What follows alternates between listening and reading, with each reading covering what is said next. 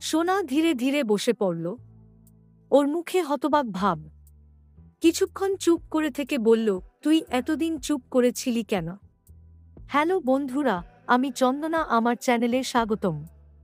সর্বশেষ সংবাদ আপডেট পেতে দয়া করে চ্যানেলটি সাবস্ক্রাইব করুন এবং বেল আইকনটি টিপুন। ভয় পেয়েছিলাম। রুডি আমাদের খুব কাছের। তোরও। আমি জানি ওর সঙ্গে তোর সম্পর্ক আছে। আমি জানতাম, বললে তুই ভেঙে পড়বি। তুই হয়তো বিশ্বাসই করবি না, কিন্তু আজ দাদার শরীরের যা অবস্থা, যদি ও সত্যি হারিয়ে যায়, আমি পারব না নিজেকে ক্ষমা করতে। সোনা কিছু না বলে মাথা নিচু করে বসে রইল। তার ভেতরে হাহাকার। রুডি, যাকে সে বিশ্বাস করত, ভালোবাসত, সে কিভাবে এমন কাজ করতে পারে? হঠাৎ উঠে দাঁড়াল সোনা। চোখে আগুন, মুখে রাগ আর প্রতিজ্ঞার ছাপ। আমি নিজে ওর মুখোমুখি হব, কিন্তু আগে কুন্তলের বাড়ি যেতে হবে।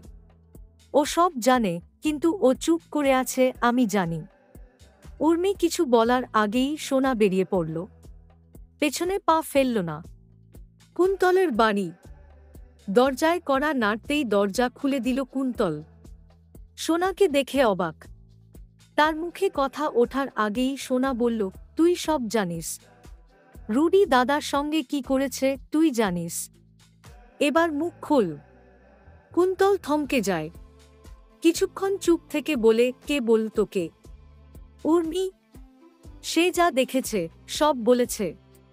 এখন তুই বল, তুই কি দেখেছিলি? কুন্তল এক নিঃশ্বাসে বলে উঠল, হ্যাঁ, আমি সেই রাতে রুডিকে গাড়ি থেকে নামতে দেখেছিলাম। ওর গায়ে রক্ত ছিল। ও আমাকে দেখে থেমে গিয়েছিল। বলেছিল একটা কুকুরকে গাড়ি চাপা দিয়েছে। কিন্তু তারপর আমি দাদার খবর শুনি। আমি সব বুঝতে পারি। কিন্তু আমার